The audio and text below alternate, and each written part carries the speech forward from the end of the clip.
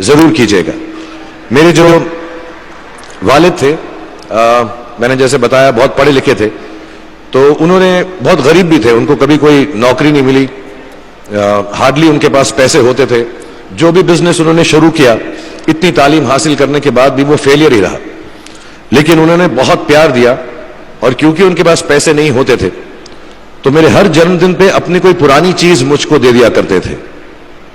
तो पहली पुरानी चीज जो, और बहुत बड़ा चढ़ा के उर्दू में अच्छे अच्छे अल्फाज यूज करके मुझे इंप्रेस करते थे कि बहुत अच्छा प्रेजेंट दिया है मुझको। तो वो मुझे पहली चीज उन्होंने मुझे, ये मैं हर जगह पर बोलता हूं, स्कूल के बच्चों के फंक्शन पे, येल यूनिवर्सिटी में, एडिनबरा में, क्योंकि आप लोग सब अपनी लाइफ के उस थ्रेशोल्ड पे हैं जहां से आपको कामयाबी हासिल करनी है इंशाल्लाह। सो पहली चीज जो उन्होंने मुझे दी थी, उन्होंने मुझे अपना शतरंज का सेट दिया था, टूटा फूटा सा। वो शतरंज हर रोज खेलते थे। हनुमान मंदिर के जो हेड प्रीस्ट थे, पंडित थे, उनके साथ रात को जाके मेरे वालिद जो हैं शतरंज खेलते थे। और उन्होंने मुझे कहा कि शतरंज से आप जिंदगी के बारे में बहुत कुछ चीजें सीख सकते हैं। पहली ये कि कोऑपरेशन और साथ मिलजुल कर काम कैसे करना है। दूसरी ये कि जिंदगी में आगे बढ़ने के लिए कभी कभी पीछे भी हटना पड़ता है। तीसरी ये कि जो छोटे लोग होते हैं, जो आप समझते हैं, कई लोग ऐसी बात मानते हैं, जो पॉन्स होते हैं, जो प्यादे होते हैं, उनकी सबसे ज्यादा इज्जत करना जिंदगी के अंदर। कोई भी इंसान छोटा नहीं होता, हमेशा हमेशा जिंदगी में काम आता है। और कामयाबी हासिल करने के लिए आखिरी बात शतरंज ये सिखाती है हमको कि कभी कभी जिस चीज से सबसे ज्यादा लगाव होता है, जैसे रानी से अमूमन हो जाता है, कभी कभी उसे भी सैक्रिफाइस करना पड़ता है आगे बढ़ने के लिए। दूसरी चीज जो उन्होंने मुझे दी, मेरे पास है वक्त, 2 मिनट बोल सकता हूं मैं, sorry.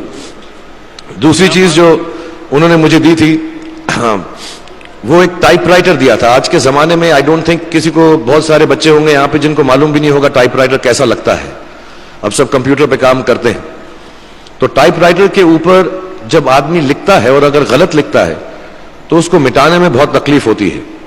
So you have to be very diligent, बहुत ध्यान से लिखना पड़ता है। हम गलती नहीं कर सकते। और टाइपेक्स यूज करते थे टाइप को निकालने के लिए, कभी उंगली फंस जाती थी उसकी कीज के बीच में, मगर बहुत मेहनत से, बहुत डिलिजेंस से काम करना पड़ता था। तो जब मैं उस पर टाइपिंग सीखा स्कूल में कॉमर्स करते वक्त, so the only thing I realise is that practice makes you perfect. तो जो भी काम आप जिंदगी में करें उसको डिलिजेंस से करें, ऐसा करें कि कोई गलती ना हो, अपना पूरा दिमाग लगाकर करें, सोच समझ कर करें। ऐसे करें कि यह काम जिंदगी में आपका पहला काम है और इसके बाद आपको मौका नहीं मिलेगा, और शायद यह काम आपका जिंदगी का आखिरी काम है, इसके बाद फिर मौका नहीं मिलेगा। So do it with that kind of diligence. तीसरी चीज उन्होंने मुझे कैमरा दी थी, क्योंकि बहुत गरीब थे, वो कैमरा चलता नहीं था बिल्कुल भी, सिर्फ उसके व्यू फाइंडर से बड़ी अच्छी अच्छी तस्वीरें दिख जाती थी, लेकिन खिंचती बिल्कुल भी नहीं थी। और इससे मुझे उन्होंने सीख दी कि जो हमारी क्रिएटिविटी होती है, हम जो भी, कभी कभी हमारी हॉबी होती है, कभी कभी हमारा उससे प्यार होता है, लेकिन हम उसको अपनी नौकरी नहीं बना सकते, अपना काम नहीं बना सकते। बहुत कम लोग ऐसे फॉर्चुनेट होते हैं जैसे मैं हूं कि जो मेरी हॉबी थी, जिस चीज से मुझे प्यार था, कलाकारी से, एक्टिंग से, वो मेरा पेशा भी बन गया। अमूमन ऐसा होता नहीं है। लेकिन जो हमारी कला है, चाहे वो पोएट्री है, चाहे वो लिखना है, चाहे वो पेंटिंग है, चाहे जो भी चीज, गाना है, अकेले में गाना है, हमारी क्रिएटिविटी जरूरी नहीं है कि दुनिया एक्सेप्ट करे। जैसे उस कैमरा की तस्वीरें दिखती नहीं है, लेकिन उसमें देखने से खूबसूरत लगता है हर कुछ, वैसे ही आपकी जो क्रिएटिविटी है वो अपने लिए रखें। क्योंकि जिंदगी में कभी ना कभी, कहीं ना कभी ऐसा मुकाम आएगा जब आप बहुत अकेला फील करेंगे। हो सकता है दुख का समय भी आए, उस वक्त आपकी जो क्रिएटिविटी है वो आपकी सबसे अच्छी दोस्त होगी, दुनिया उसको माने या ना माने। मैं बहुत खराब पोएट्री करता हूं, लेकिन जब भी दुखी होता हूं तो लिख लेता हूं। सराफ साहब से मैं अब सीखना भी चाहता हूं। मैं रेखता पे जाऊंगा, मुझे लगता है ये कमाल की साइट है, थोड़ी मैं शायरी वगैरह सीखूंगा। मेरी शायरी बहुत खराब है कि हमने तुम्हारी याद में रो रो के टब भर दिए, वो आए और नहा कर चल दिए। इस लेवल की पोएट्री है। लेकिन जब दुख होता है, ये भी बैठकर जब लिखता हूं तो बहुत दिल को शांति मिलती है।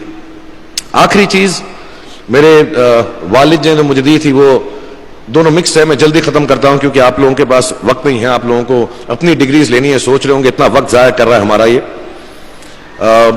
तो मैं जल्दी से बताता हूं। एक, उन्होंने मुझे कहा एक सेंस ऑफ ह्यूमर हमेशा रखना जिंदगी में।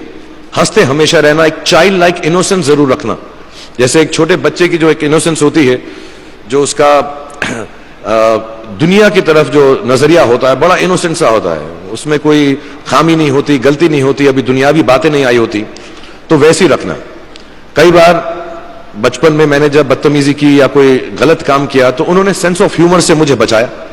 और जिंदगी भर अगर आप अपने ऊपर, अपने हाल पे, दुनिया पे, क्योंकि लोग आपसे हर कोई बात कहेंगे, अच्छी बात भी कहेंगे, बुरी बात भी कहेंगे, क्योंकि लोगों का काम है कहना।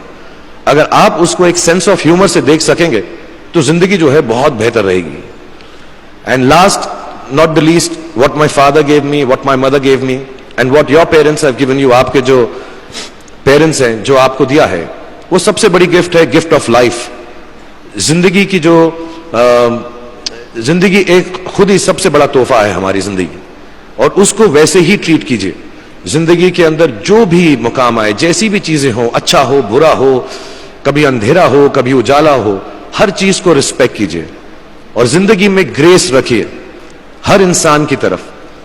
हर इंसान जो भी आपसे जो भी बात करेगा वो अपनी मुसीबत के हिसाब से करेगा, अपनी हैसियत के हिसाब से करेगा, कभी गलत बात भी बोलेगा, ऊंची बात भी बोलेगा। जब आप काम करेंगे, जब आप बड़ी बड़ी कंपनीज के अंदर नौकरी हासिल करेंगे, आपका हमेशा झगड़ा रहेगा, जो मेरा जूनियर है वो ऐसी बात करता है, मेरा सीनियर जो है ऐसी बात करता है। लेकिन सब जो है जिंदगी से जूझ रहे हैं, इस जिंदगी में कुछ बनने की कोशिश कर रहे हैं। सो वो ग्रेस जो है, वो लीवे जो है, हर किसी को दीजिएगा जो आपके साथी हैं, जो आपके साथ साथ काम कर रहे हैं, जो आपका साथ काम नहीं भी कर रहे हैं और जो आपका साथ नहीं भी दे रहे। ग्रेस से बड़ी चीज आप जिंदगी को वापस नहीं लौटा सकते। ये 4-5 चीजें याद रखिएगा। याद रखिएगा, नहीं रहे तो कोई बात नहीं। आप लोग बहुत कुछ अभी इस जगह पर इल्म हासिल कर चुके हैं और मुझे उम्मीद है और मुझे यकीन है कि आप जो भी करेंगे जिंदगी में बहुत कामयाब होंगे।